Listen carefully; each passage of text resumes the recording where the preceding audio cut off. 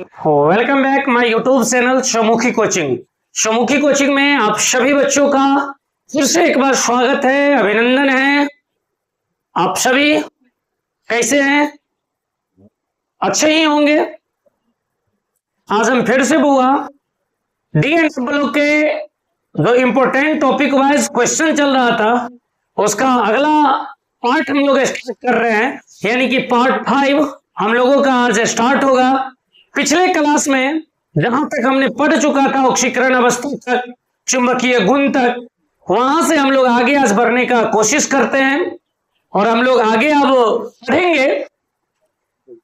अभी के क्लास में आप लोगों को पढ़ना पड़ेगा संकुल यौगिकों का निर्माण। ठीक है, संकुल यौगिकों का निर्माण कहने का बुआ मतलब ये होता है, याद रखना हमेशा कि संकुल यौगिक को ही बुआ उपसह संयोजी या उपसह संयोजक यौगिक कहते हैं। यौगिक कहते हैं। इसी को हम लोग जटिल यौगिक भी कहते हैं। बाबू ये क्वेश्चन तीनों के ऊपर बैठा के आपसे पूछ सकता है। आपसे यह भी पूछ सकता है कि उपसंयोजक यौगिक निर्माण डी ब्लॉक के तत्व करते हैं, कारण बताएं। तो डी ब्लॉक तत्व का निर्माण करते हैं, कारण बताएं। या आपसे यह पूछ सकता है कि डी ब्लॉक के तत्व जटिल यौगिक का निर्माण करते हैं, कारण बतावे। डी ब्लॉक के तत्व उपसंयोजक यौगिक का निर्माण करते हैं, कारण बताए। तीनों का तीनों चीज सेम ही है। और एक रखना बाबू कि आज जटिल यौगिक उपसंयोजन यौगिक बोल रहे हैं, इसके लिए एक अलग से ही चैप्टर यूनिट नंबर 9। इसके बाद डी एंड एफ ब्लॉक के बाद उसका है खंड। एक एग्जाम्पल समझाना चाहते हैं, थोड़ा बोर्ड पर ध्यान देना। जैसे है आपका FeCN होल 6 और 3- देखिए ब्लॉक के तत्व आप इसको पहचानते होइएगा। डी ब्लॉक के तत्व है, ये तो है वह संकुल है। इतना दूर को कहते हैं संकुल है, इतना दूर को कहते हैं संकुल यौगिक। तो डी ब्लॉक जो तत्व है वह संकुल यौगिक का निर्माण करता है। यह को रीजन बताना आखिर ऐसा क्या है जिसके कारण ऐसा हो रहा है। एक बात और सुन लीजिए, कोऑर्डिनेशन कंपाउंड के अनुसार वह सेंट्रल एटम है। CN हुआ साइनो या साइनाइड, ये आपका लिगेंड है, लिगेंड्स है। यहां पर देखना हमेशा लिगेंड्स इलेक्ट्रॉन को देगा और इलेक्ट्रॉन को लेगा। मतलब कहने का मतलब है कि CN अपने इलेक्ट्रॉन को देगा और Fe उस इलेक्ट्रॉन को एक्सेप्ट करने का काम करेगा। क्वेश्चन हमारा समझ ही गए होंगे आप लोग। ये जो CN के साथ बॉन्ड बना रहा है, यौगिक का निर्माण कर रहा है, इसका रीजन बताइए। क्योंकि Fe जब CN के साथ बॉन्ड बना लिया, किसको कह दिया हम संकुल यौगिक। होता है। एक एग्जांपल और ले लीजिए, जैसे मान के चलिए प्लेटिनियम है, प्लेटिनियम Cl4 के साथ बॉन्ड लेता है, Cl4 के साथ बॉन्ड बना लेता है और संकुल यौगिक का निर्माण कर लेता है। प्लेटिनियम डी ब्लॉक का तत्व है जो सेंट्रल एटम है, वह इसके साथ बॉन्ड बना के क्यों बना लेता है संकुल यौगिक। यही आपका क्वेश्चन। हमें ये लिगेंड है, 9 समझाएंगे। ये इलेक्ट्रॉन देगा और प्लेटिनियम इलेक्ट्रॉन को लेगा, तो जाके आपका यौगिक का निर्माण होगा। अब ऐसे वो हमको समझाना है आपको। चलिए पहले इसके बारे में लिख लेते हैं। चलिए देखते हैं। संक्रमण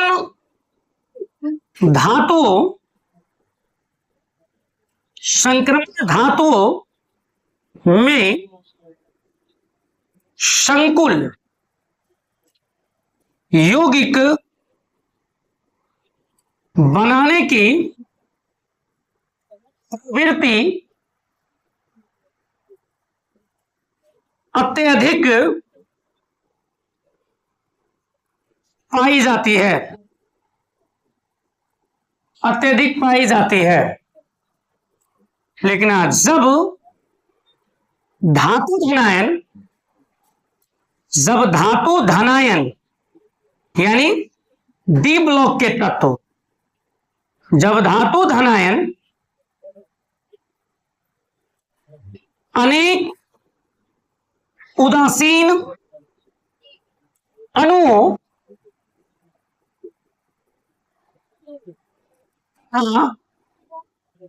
ऋणायनों जिन्हें लिगेंड कहते हैं से,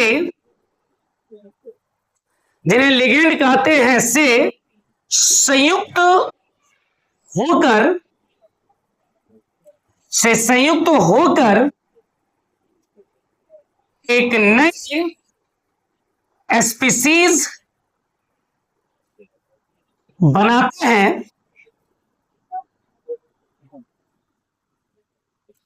जिन्हें संकुल यौगिक,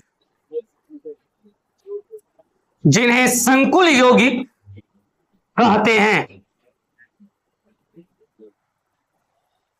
जैसे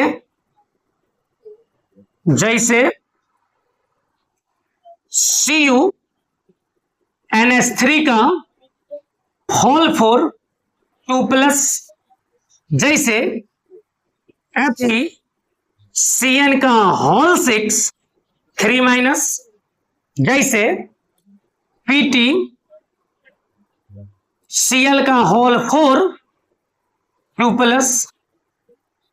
ये जितने भी है ये संकुल यौगिक हो गए। और ये जो संकुल यौगिक है इसमें सब ये डी ब्लॉक के तत्व है, डी ब्लॉक के तत्व है, डी ब्लॉक के तत्व है। ये आपका धातु धनायन है, ये आपका सेंट्रल एटम, ये आपका लिगेंड है। ये नेगेटिव लिगेंड ऋणात्मक, और ये उदासीन लिगेंड है। ये अगले चैप्टर में हम आपको बताएंगे। संकुल यौगिक का निर्माण का मतलब संकरित तत्वों में संकुल यौगिक बनाने की प्रवृत्ति अत्यधिक पाई जाती है जब धातु धनायन, जिसको हम डी ब्लॉक के तत्व कहते हैं, अनेक उदासीन अणुओं तथा ऋणायनों जिन्हें लिगेंड कहते हैं से संयुक्त होकर एक नए स्पीसीज बनाते हैं जिन्हें संकुल यौगिक कहते हैं। अब उत्पन्न हुआ ये होता है कि ऐसा क्यों, आखिर संकुल यौगिक का निर्माण होता है, क्यों करता है, इसका रीजन क्या है? देखो इसका रीजन आसान है, अभी हम लिख के समझाएंगे। देखो रीजन आसान है। कहोगे रीजन क्यों आसान है? देखो ये सेंट्रल एटम है, ये सेंट्रल डी ब्लॉक का तत्व है, ये भी सेंट्रल एटम है, ये भी आपका डी ब्लॉक का तत्व है, ये भी सेंट्रल एटम है, ये भी डी ब्लॉक का तत्व है। ये सभी डी ब्लॉक के तत्व हैं, डी ब्लॉक के एलिमेंट हैं। आप जानते हैं कि डी ब्लॉक के एलिमेंट होते हैं उसमें डी ऑर्बिटल अपूर्ण होते हैं। मतलब डी ऑर्बिटल के जो इलेक्ट्रॉन होते हैं वह अयुग्मित होते हैं। इतना हम बतैले हैं आपको। इसमें कंडीशन होता है कि डी ब्लॉक में कि डी वो परमाणु संख्या बढ़ने के बाद उसका बढ़ते जाता, स्कैंडियम से जिंक की ओर बढ़ेंगे तो उसका परमाणु आकार बढ़ने के बजाय छोटा होगा, तो छोटा हो जाएगा तो आवेश अधिक हो जाएगा। जो नाभिक है वो बाहर इलेक्ट्रॉन को अपनी तरफ खींचेगा, वो पावे तो उसके पास आवेश अधिक है, आकार होगा। अब आवेश अधिक है कॉपर के नाभिक के पास, इस कारण से यह NH3 जो लिगेंड है उसके इलेक्ट्रॉन को ये अपने पास आसानी से खींच लेता है। इसलिए के जितने तत्व होते हैं सबका सब संकुल यौगिक का निर्माण करते हैं। अभी हम लिखकर फिर हम समझाएंगे। चलिए अब देखते हैं कि संकुल यौगिक का निर्माण जो डी ब्लॉक करते हैं इसके पीछे का रीजन क्या है। आइए वो समझने की कोशिश करो, इधर ध्यान आराम से समझो। संकुल यौगिकों का निर्माण निम्न गुणों के कारण संक्रमण धातु करते हैं। अब देख लीजिए, पहले है कि जो बोले थे कि संक्रमण धातुओं का छोटा आकार, भाई आपको 75 बोल चुके हैं, समझा चुके हैं कि आप स्टेंडियम 21 से लेकर Zn 30 तक जाइएगा, चाहे 3D सीरीज में जाइए, चाहे आप 4D सीरीज में बाएं से दाएं जाइए, चाहे 5D सीरीज में जाइए, चाहे 6D में, जब आप इधर से उधर जाइएगा वह आकार घट जाता है, आकार कम हो जाता है। कम हो जाता है, इसके पीछे भी लॉजिक है। नए कक्षक का निर्माण नहीं हो पाता है, नए कक्षक आ नहीं पाते हैं, वही कक्षक में इलेक्ट्रॉन जाता है, लेकिन परिरक्षण प्रभाव कम होते जाता है, और जहां पर परिरक्षण प्रभाव लगवे नहीं करता है वहां जल्दी खिंचा जाता है इलेक्ट्रॉन। शुरू में थोड़ा परिरक्षण प्रभाव काम भी करता है, लेकिन जैसे जैसे दाईं की ओर बढ़ते जाते हैं वहां परिरक्षण प्रभाव कम होते जाता है, इस कारण इसका आकार बहुत छोटा होता है। अब छोटा है, नाभिकीय, सिंपल सी बात है भैया, अब तो इतना इनऑर्गेनिक केमिस्ट्री में करते होइएगा कि जब छोटा है, अगर 20 बच्चे को पढ़ा रहे हैं, वहां पे हमारे सामने केवल 20 बच्चा है, अभी 20 बच्चा इतना ही है, छोटा है, 4 बेंच लगा हुआ है, 5 बेंच लगा हुआ है, हर एक विद्यार्थी पर आकर्षण लग रहा है, जिसके कारण थोड़ा टाइट रहेगा, डिसिप्लिन रहेगा, हल्ला कम होगा, शोरगुल कम होगी। लेकिन वहीं पर 100 विद्यार्थी का बैठ गया है उसी क्लास में आके, बैठ गया 500 बैठ गया, तो हमारा पाएगा, सभी बच्चे को लग पाएगा, क्यों? क्योंकि क्लास का आकार अब बढ़ गया है। अब 5 बेंच का मतलब 30 बेंच आ गया, 25 बेंच आ गया, 100 बेंच आ गया। हाँ, जब 100 बेंच आ गया और टीचर एक ही है और सब बेंच का बच्चा बैठा हुआ है, तो भाई सभी बेंच के बच्चे को देखना और सभी बच्चे को सभी बेंच के बच्चे को एक साथ ध्यान देना वो संभव नहीं हो पाता है। यानी क्या, रहेगा जब आकार छोटा होगा, जब आकार बड़ा होगा ज्यादा है, ठीक रहेंगे, डरेंगे, 4 को 5 को बेंच रहेगा तो 20 को बेंच हो जाएगा, सब बेंच पर बच्चा है, डिसिप्लिन कम होगी, शोरगुल होगा है। गौर कीजिएगा इस बात को। हो गया संक्रमण धातु का, तो नाभिकीय आवेश हो गया। अब नाभिकीय ठीक है, हम जानते हैं कि नाभिक और इलेक्ट्रॉन माइनस, तो नाभिक आवेश अधिक है, हमारे अधिक है किसी को खींचने के लिए, तो हम जैसे ही को बाहर देंगे, ये आवेश हो गया, ये आवेश है, हमारे पास है, ये इलेक्ट्रॉन, ये आवेश है। जैसे इसका आवेश अधिक है, इलेक्ट्रॉन पर माइनस चार्ज है, इलेक्ट्रॉन को खींचेगा और इलेक्ट्रॉन धीरे धीरे आते जाएगा, उसके नजदीक आएगा, और जो कक्षक खाली होगा उस कक्षक में जाकर वह समाविष्ट हो जाएगा। देखिए, पहला वही लिखे संक्रमण धातु छोटा आकार, दूसरा लिखे उच्च प्रभावी नाभिकीय आवेश, तीसरा लिखे संक्रमण धातु धन आयनों में रिक्त N-1d कक्षक होते हैं। अब आवेश इलेक्ट्रॉन को खींचा, अपने तरफ आया, जैसा ही आया तो यहाँ पर उसको रिक्त N-1d कक्षक दिख गया, वहां पर जाके इलेक्ट्रॉन आसानी से समाविष्ट हो गए। इसी कारण से संकुल यौगिक का निर्माण संक्रमण धातु करते हैं। इसके अवस्थाएं होती है, अब विभिन्न ऑक्सीकरण अवस्थाएं चूंकि डी ब्लॉक के तत्वों में पाई जाती है, इस कारण से अलग ऑक्सीकरण अवस्था के कारण संकुल यौगिक का जब निर्माण होगा तो कुछ अस्थायी हो जाएगा, कुछ अस्थायी होगा। आपके क्लास में, आपको बिहार 2027 के एग्जाम में यही क्वेश्चन रहेगा लघुत्तरीय में, डी ब्लॉक के तत्व या डी ब्लॉक के धातु संकुल यौगिकों का निर्माण करते हैं, क्यों? आप बोलिएगा डी ब्लॉक अथवा संक्रमण धातु संकुल यौगिक का निर्माण करते हैं, या संकुल यौगिक का निर्माण उदासीन अथवा रेनाइन लिगेंडों के साथ आसानी से कर लेते हैं। और एग्जाम्पल दे दीजिएगा, FeCN6 3+3- और उसके बाद लिखिएगा कि इसका है कि संक्रमण धातुओं का छोटा आकार, उच्च प्रभावी नाभिकीय, संक्रमण धातु आयनों में रिक्त N-1d कक्षक और विभिन्न ऑक्सीकरण वस्तु। इस तरीके से ये टॉपिक हमारा कंप्लीट। अब नेक्स्ट टॉपिक की ओर ध्यान देंगे। चलिए, अब डी ब्लॉक तत्व की जो विशेषताएं हम देख रहे थे, उसकी लास्ट विशेषताएं हैं ये, जो आपके एग्जाम के लिए इंपॉर्टेंट है। कल से हम एफ ब्लॉक एलिमेंट्स देखेंगे, ये लास्ट है, वो ध्यान दीजिएगा। अब बोला है रंगीन आयनों का निर्माण, मतलब के जितने भी तत्व होते हैं वो सभी के सभी रंगीन आयन का निर्माण क्यों करते हैं? क्या रीजन है जो रंगीन आयन का निर्माण करते हैं? सबसे पहले हम ये लिखेंगे कि संक्रमण धातु या आयन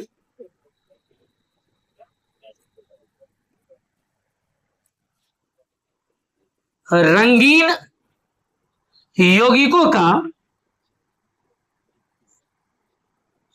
निर्माण करते हैं। और एक बात देखिएगा, ऐसे एवं पी ब्लॉक के जितने तत्व होते हैं वो रंगीन आयन का निर्माण नहीं करते हैं, वो सफेद होते हैं। रंगीन आयन का निर्माण करने का काम करेगा तो ये संक्रमण धातु ही करेगा। और एक क्वेश्चन अजीब पूछता है और पूछते आ रहा है कि CD2+ आयन के लवण सफेद होते हैं क्यों? बुआ एक बात याद रखना कि संक्रमण या उसके आयन रंगीन यौगिकों का निर्माण करते हैं, इसके पीछे जो रीजन बाबू वो होता है पहला नंबर ए में अपूर्ण डी कक्षक। हमेशा याद रखना, अपूर्ण डी कक्षक मतलब क्या सर? कि अक्सर डी कक्षक में एक भी अनपेयर्ड इलेक्ट्रॉन है, एक भी अनपेयर्ड इलेक्ट्रॉन है तो वह रंगीन हो जाएगा। और पूरा पूरा पेयर्ड कक्षक पूरा है तो वो हो जाएगा आपका रंगहीन। रंगहीन बोले तो सफेद,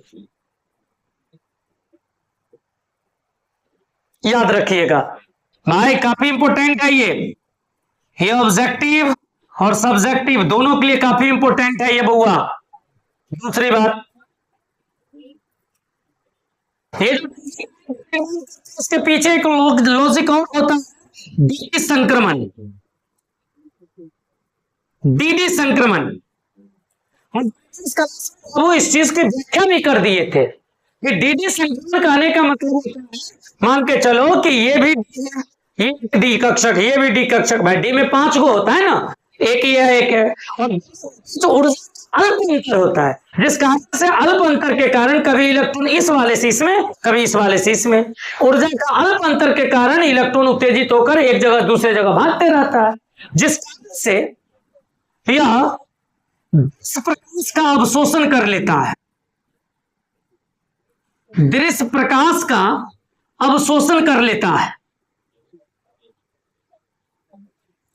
और जैसे ही प्रकाश का अवशोषण कर यह हमेशा अपना रंग दिखाने का प्रयास करना शुरू कर देता है। बस 3 आंसर है भाई, आसान है कि भाई रंगीन आयनों का निर्माण संक्रमण धातु या संक्रमण धातु या डी ब्लॉक के तत्व रंगीन आयन का निर्माण क्यों करते हैं? इस बात का जवाब सकता है, इस बात का क्वेश्चन है, जवाब जब से पूछे हमेशा वो याद रखना कि संक्रमण धातु या आयन रंगीन यौगिकों का या रंगीन आयनों का निर्माण करते हैं। इसके पीछे पहला लॉजिक होता है अपूर्ण डी कक्षक। आप जानते हैं डी खाली है, वहां पर पूरा नहीं है, पूरा नहीं है तो कोई ना हुआ तो हमेशा याद रखना वह रंगीन बनेगा। एग्जाम्पल के थ्रू चलेंगे। पहला रीजन डीडी संक्रमण, डी कक्षक के बीच ऊर्जा जिसके कारण इलेक्ट्रॉन इसके कारण शोषित करके एक कक्षक से दूसरे जगह दूसरे कक्षक में उत्पन्न हो जाते हैं, जिसके कारण भी वह रंग दिखाना शुरू कर देता है। होता है आवेश का स्थानांतरण। आवेश भी डी ब्लॉक के जो तत्व होते हैं या डी ब्लॉक के जो यौगिक होते हैं वह रंग दिखाना शुरू करता है। आइए एग्जाम्पल समझते हैं, आइए एग्जाम्पल समझते हैं। हम एग्जाम्पल के थ्रू हम समझते हैं। देखिए जैसे हम लिख 3+ Ti3+ मतलब टाइटेनियम। तो संख्या होती है 22। ठीक है गुरुजी, 22 होती है। बहुआ ध्यान देना, इसका विन्यास करेंगे 1s2, 2s2, 2p6, 3s2, 3p6, 4s2 और 3d2 हो गया। 2 2 4 6 10 2 12 6 18 2 20 और 2 22। Very good. अब 3+ है, तो इसका इसमें से निकालना है। तो आप जानते हैं कि सबसे इलेक्ट्रॉन निकलता है सबसे कम ऊर्जा वाले से, यहां से, और निकलेगा यहां से। तो हो जाएगा इसका इलेक्ट्रॉनिक विन्यास, इसका हो जाएगा 1s2, 2s2, 2p6, 3s2, 3p6, 4s0 और 3d और 3d1 और 3d1, 2 1 3। अब आप जानते हैं कि डी में 5 कक्षक बनता है, 1 2 3 4, 1 2 3 4 5। डी में क्या होगा, 3 में इलेक्ट्रॉन, एक इलेक्ट्रॉन है, एक दे देंगे भाई, ये अनपेयर्ड है और युग्मित है। और जब ये अयुग्मित हुआ अनपेयर्ड हुआ, तो हम समझ देंगे कौन चीज, रंगीन। अनपेयर्ड है भाई, रंगीन हो गया भाई, इतना आसान। और ये सब तुम इधर रहो, इंस्टा खेलते रहो, देखते रहो यूट्यूब। जब आएगा एग्जाम देके तब पछताना कि हाँ चौमुखी चैनल पर ये सब पढ़ाया गया था, गौतम सर पढ़ाए थे। अभी खूब खेलो इंस्टा, मजा आएगा तब। नेक्स्ट क्वेश्चन देखिए, नेक्स्ट देखिए, नेक्स्ट क्या बोला, प्लस वेनेडियम। तो वेनेडियम 24, नहीं, वेनेडियम 23, क्रोमियम 24 होता है। Scandium 21, titanium 22, vanadium 23, chromium 24। Vanadium पहले देखिए क्या हो जाएगा, 1s2, 2s2, 2p6, 3s2, 3p6, 4s2 और 3d3। 2 4 6 10 2 12 6 18 2 20 और 3 23।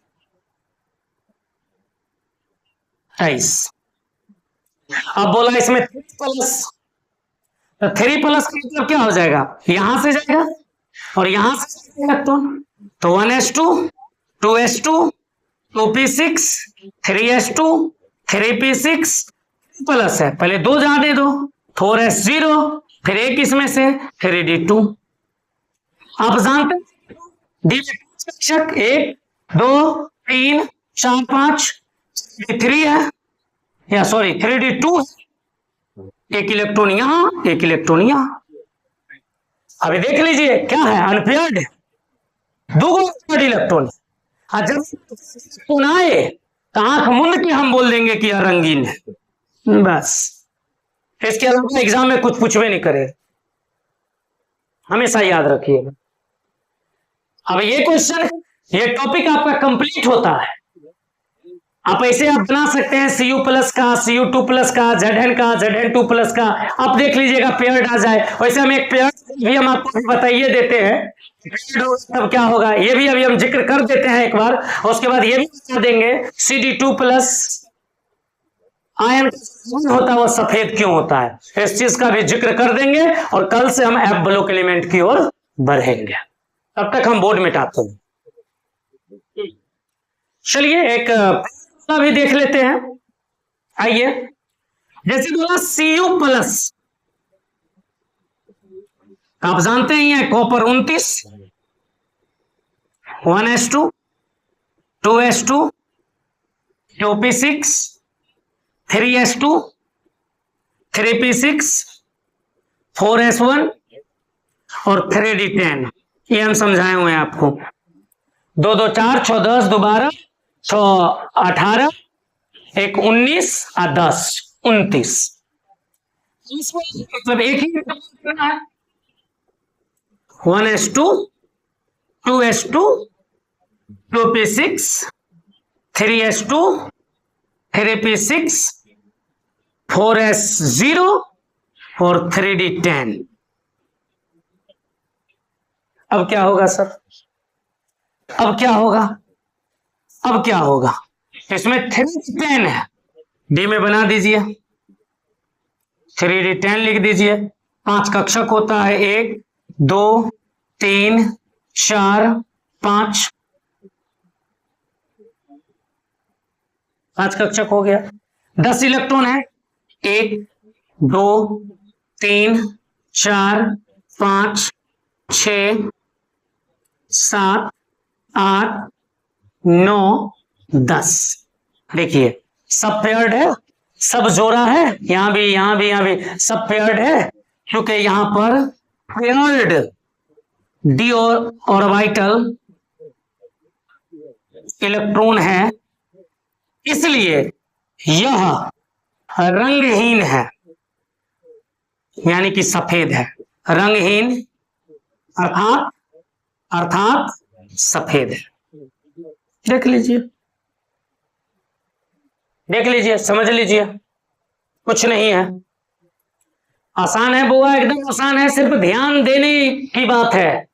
थोड़ा सा बस सीरियस होके थोड़ा पढ़ लीजिए, थोड़ा सा ध्यान दे दीजिए, हो जाएगा, आराम से होगा, अच्छी केमिस्ट्री में नंबर आएगा। साधारण सी बात है, आसान सी बात है बुआ, याद रखना। चलिए अब हम दूसरे क्वेश्चन की तरफ बढ़ते हैं। दूसरा क्वेश्चन हम लेते हैं, ध्यान दीजिएगा।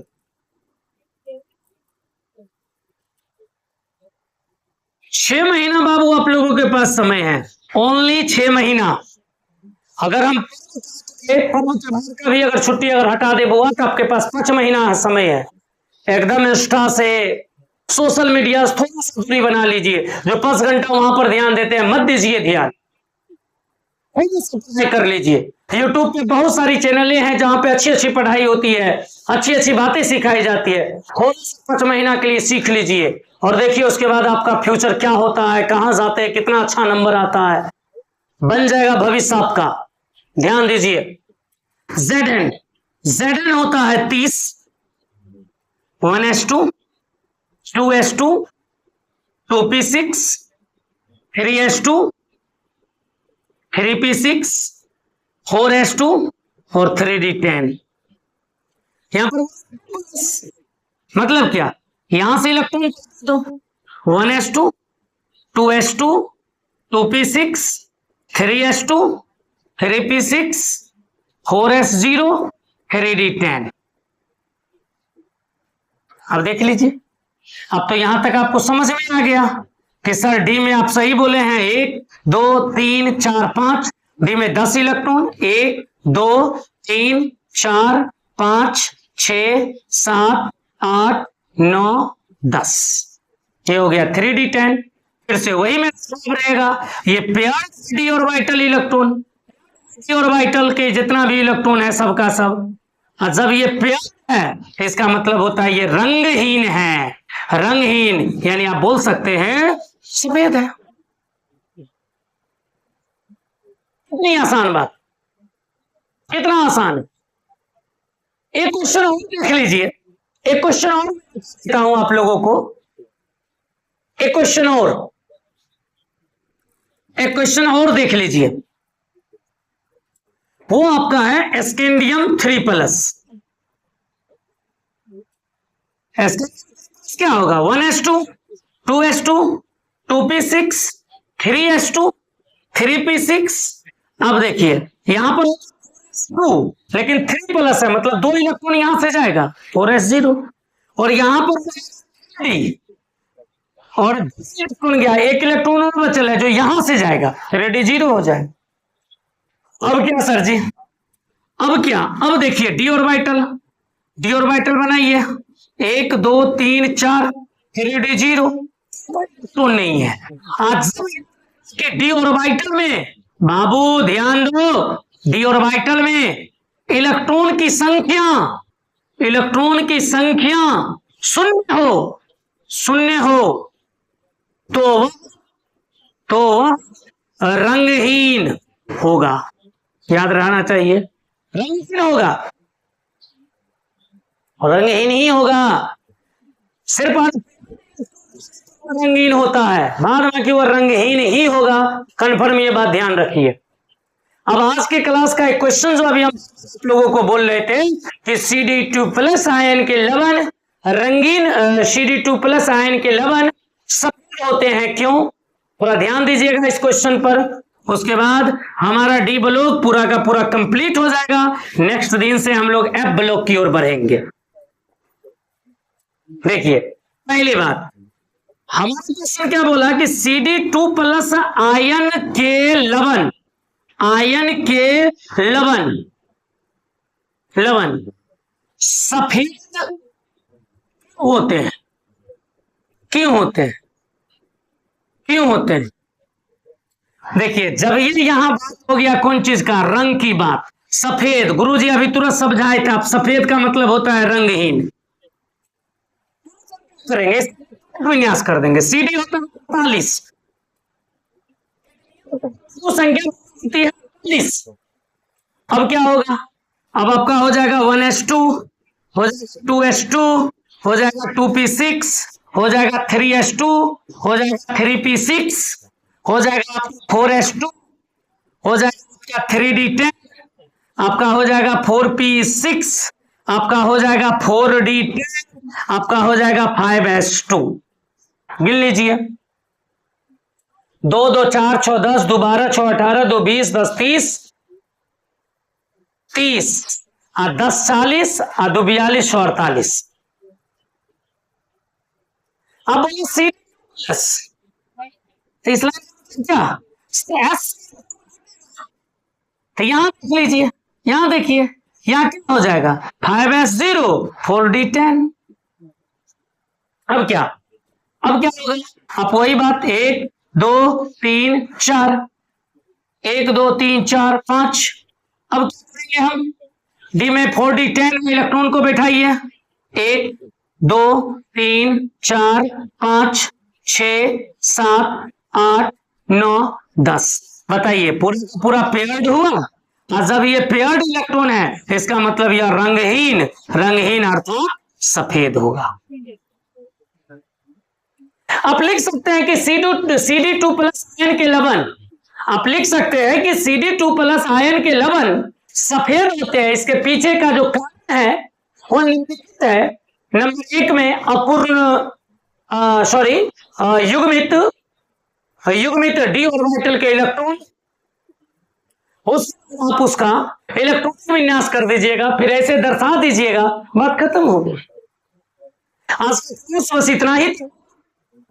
आप चौमुखी चैनल पर हमेशा जुड़े रहिए, सब्सक्राइब कीजिए, लाइक कीजिए, शेयर कीजिए। सभी न्यू वीडियो आपको बना के अपलोड, तो आपको पता चले, जानकारी मिलती रही और आप काम करते रहिएगा। बिना सब्सक्राइब का आपको जानकारी नहीं मिलेगी।